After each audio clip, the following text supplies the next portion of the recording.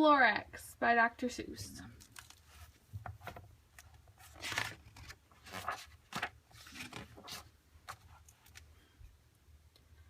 At the far end of town, where the grickle grass grows, the wind smells slow and sour when it blows, and no birds ever sing excepting old crows, is the street of the lifted Lorax.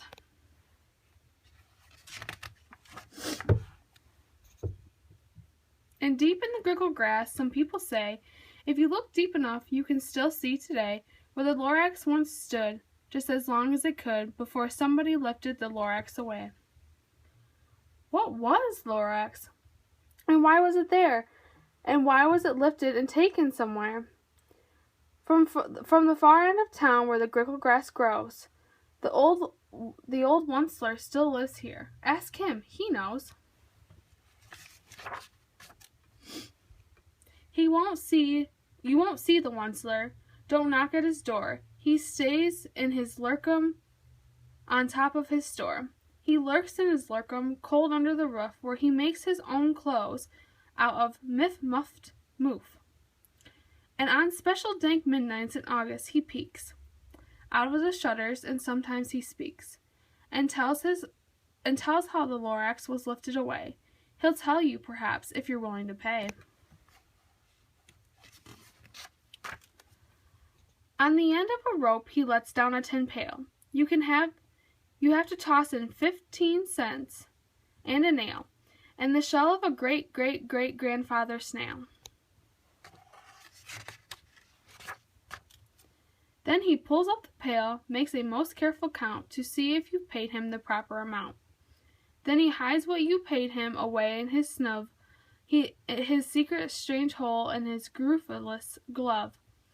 Then he grunts, I will call you by whisper my phone, for the secrets I tell you are for your ears alone. Slop! Down slips the whisper-my-phone to your ear, and the old Onceler's whispers are not very clear, since they have to come down through a sniggerly hose, and he sounds as if he had smallish bees up his nose. Now I'll tell you, he says, with his teeth sounding gray, how the Lorax got lifted and taken away. It all started way back, such a long, long time back.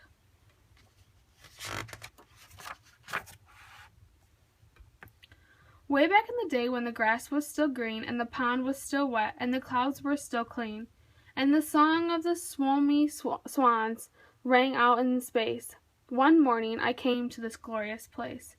And I first saw the trees, the truffula trees, the bright-colored tufts of the truffula trees, mile after mile in the fresh morning breeze.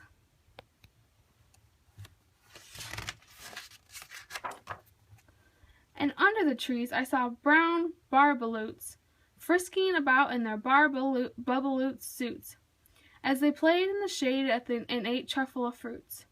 From the rippleless pond came the comfortable sound of the humming fish humming while splashing around.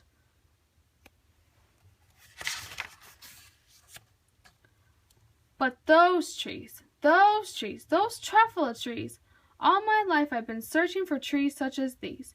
The touch of their tufts was much softer than silk, and they had a sweet smell of fresh butterfly milk. I felt a great leaping of joy in my heart. I knew just what I'd do. I unloaded my cart. In no time at all, I had built a small shop. Then I had chopped down a truffula tree with one chop. And with great skillful skill, and with great speedy speed, I took the soft tuft and I knitted a thread. The instant I finished, I heard a gazump. I looked. I saw something pop out of the stump. Of the tree I chopped down, it was sort of a man. Describe him. That's hard. I don't know if I can. He was shortish and oldish and brownish and mosey, and he spoke with a voice that was sharpish and bowsy.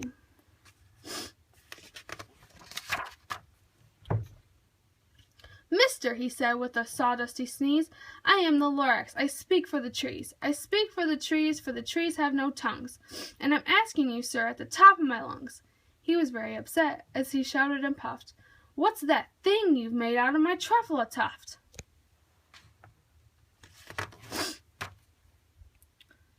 Look, Lorax, I said, there's no cause for alarm. I chopped down just one tree. I am doing no harm. I'm being quite useful. This thing is a thied. A thief finds something that all people need. It's a shirt, it's a sock, it's a glove, it's a hat. But it has other uses. Yes, far beyond that. You can use it for carpets, for pillows, for sheets, or curtains or covers for bicycle seats. The Lorax said, Sir, you are crazy with greed. There is no one on earth who would buy that fool thief. But the very next minute, I proved he was wrong. For just that minute, a chap came along, and he thought that the thief I had knitted was great. He happily bought it for $3.98. I laughed at the Lorax. You poor stupid guy. You never can tell what some people will buy. I repeat, cried the Lorax, I speak for the trees. I'm busy, I told him. Shut up if you please. I rushed across the room and in no time at all built a radio phone. I put in a quick call. I called all my brothers and uncles and aunts and I said, Listen here. Here's a wonderful chance for a whole Onceler family to get mighty rich. Get over here fast. Take the road to North Nitch. Turn left at Weehawken, sharp right at South Stitch. And in no time at all, in the factory I built, the whole Onceler family was working full tilt. We were all knitting threads, just as busy as bees, to the sound of the chopping of truffle trees. Then, oh, baby, oh, how my business did grow. Now chopping one tree at a time was too slow, so I quickly invented a super axe hacker, which whacked off 4 truffle trees at one smacker. We were making threads 4 times as fast before, and that Lorax, he didn't show up anymore.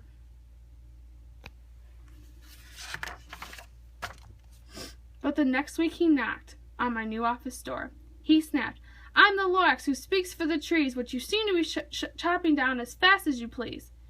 But I'm also in charge of the brown barbaloots, who played in the shade in their barbaloot suits, and I'm happily lived eating truffle of fruits. Now, thanks to your hacking my trees to the ground, there's not enough truffle of fruit to go around. And my poor barbaloots are getting the crummies because they have gas and no food in their tummies.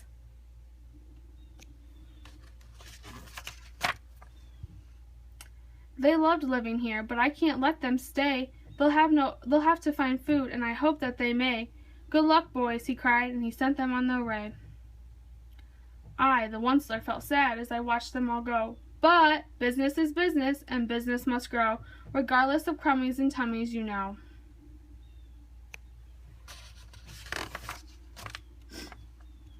I meant no harm, I most truly did not, but I had to grow bigger, so bigger I got. I biggered my factory, I biggered my roads, I biggered my wagons, I biggered the loads of threads I shipped out. I was shipping them forth to the south, to the east, to the west, to the north. I went right on biggering, selling more threads, and I biggered my money, which everyone needs.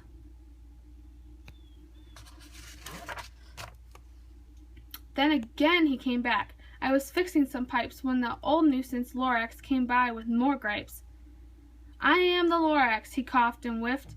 He sneezed and snuffled, he snargled and he sniffed. Onceler, he cried with a gruffless croak. Onceler, you're making some smuggless smoke. My poor swomy swans, why they can't sing a note. No one can sing who has smog in their throat. And so, said the Lorax, please pardon my cough. They cannot live here, so I'm sending them off. Where will they go? I don't hopefully know. They may have to fly for a month or a year to escape from the smog you've smogged up around here.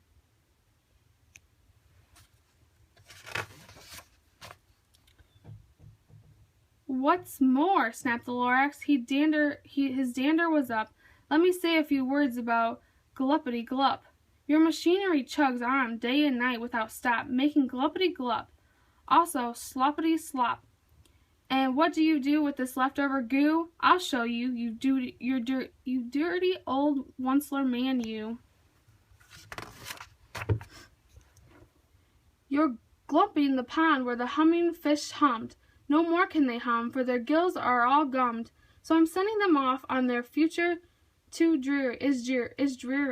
They'll walk on their fins and get woefully weary, in search of some water that isn't so smeary. And then I got mad. I got terribly mad. I yelled at the Lorax, "Now listen here, Dad. All you do is yap yap and say bad, bad, bad, bad. Well, I have rights, sir, and I'm telling you, I intend to go on doing just what I do. And for your information, you Lorax, I'm figuring on biggering, and biggering, and biggering, and biggering, turning more truffle trees into thieves, which everyone needs."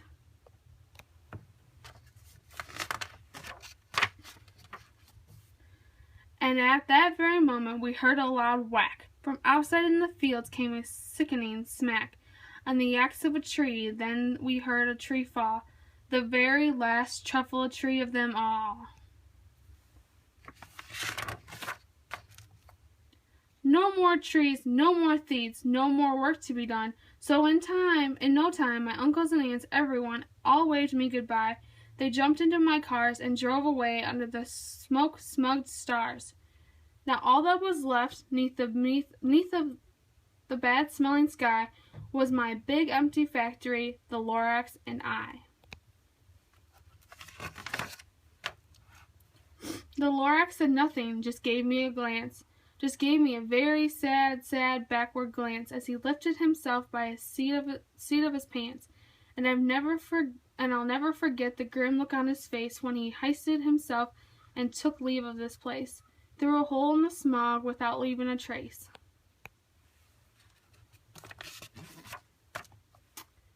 And all that the Lorax left here in this mess was a small pile of rocks with one word, unless. Whatever that meant, well, I just couldn't guess. That was long, long ago, but each day since that I've sat here and worried away. Through my years while my buildings have fallen apart, I've worried about it with all my heart.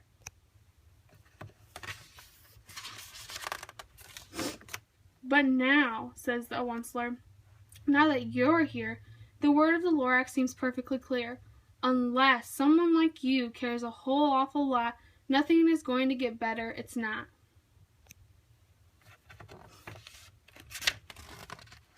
So, catch, calls the onceler. He lets something fall. It's a truffle seed. It's the last one of all. You're in charge of the last of the truffle seeds, and truffle trees are what everyone needs. Plant a new truffle, treat it with care, give it clean water, and feed it fresh air. Grow a forest, protect it from axes that hack. Then the Lorax and all of his friends may come back. The end.